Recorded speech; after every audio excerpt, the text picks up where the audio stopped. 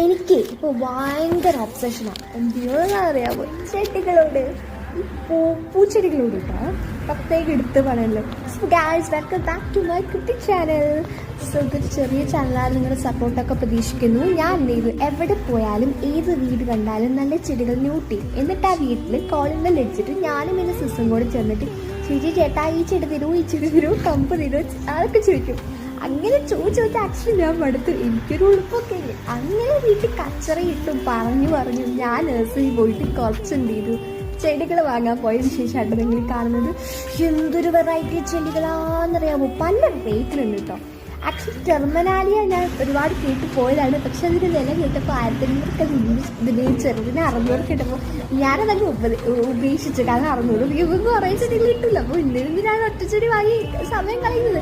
പക്ഷെ പിന്നീട് എപ്പോഴെങ്കിലും വാങ്ങാമെന്ന് പ്രതീക്ഷിക്കുന്നു. അങ്ങനെ സ്റ്റേ